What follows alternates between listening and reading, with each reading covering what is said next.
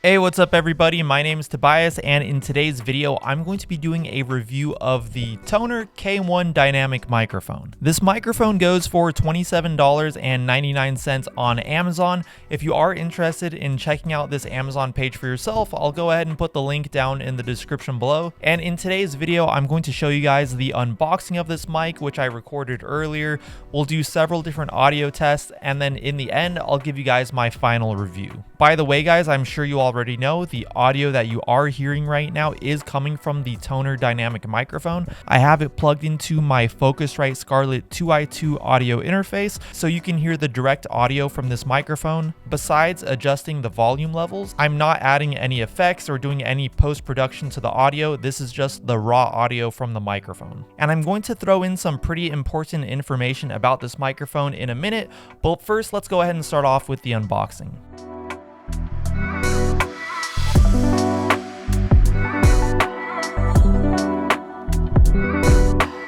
So as you can see inside the box, it comes with a 16.4 foot XLR to 1/4 inch cable, the microphone itself, a wind muff, and of course the user manual. On the microphone itself, there is an on and off switch, and that pretty much covers everything that comes inside the box. So the thing that I wanted to tell you guys about this microphone earlier is that actually right now I'm not using the included cable that it came with. Right now I'm just using a regular XLR cable, and the reason for that is when I was using the XLR to 1/4 inch cable, which I have right here, and I was running it into my audio interface, I was getting a really loud noise floor, and I'll just go ahead and show you a clip really quick that I recorded earlier to give you an idea of what that sounds like. Try to listen to see if you can hear an underlying hiss noise.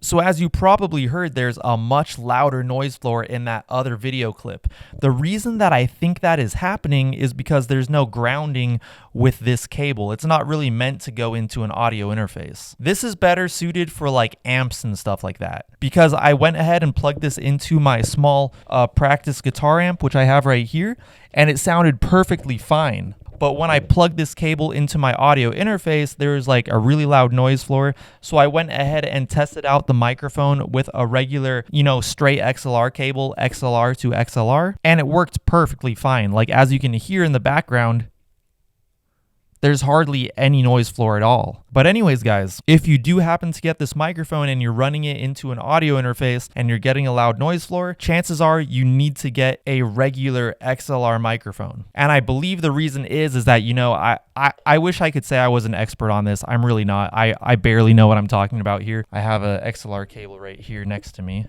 There are those 3 prongs, and I believe one of those prongs is for the grounding so that, you don't get any weird noises like that noise floor that I was getting earlier. So I think that's why for like an audio interface, you do need to use a regular XLR cable. But like I said earlier, if you're plugging your microphone into like an amp or probably a PA speaker would probably work as well. I'm pretty sure that will be fine. So now that I've gotten that out of the way, let's go ahead and do a few audio tests. Right now I'm speaking into the microphone from roughly 5 feet away. Right now I'm whispering right into the microphone. Right now I'm going to speak into the microphone while slowly turning the microphone side to side, just to show you guys how it sounds when the microphone is pointed directly at you versus to the side of your mouth.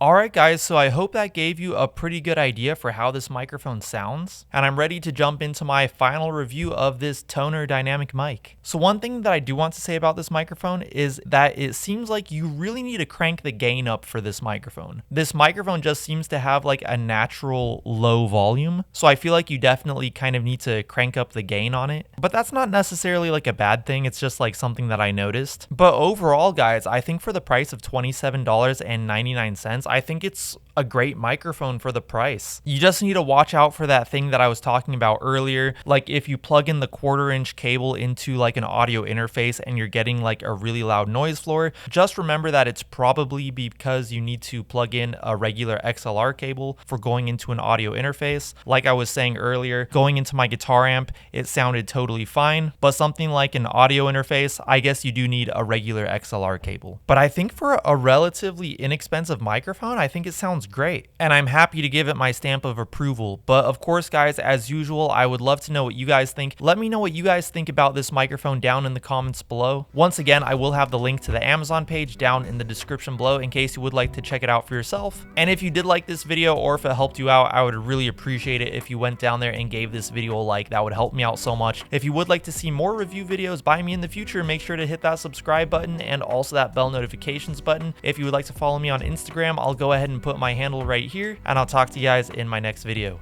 Peace.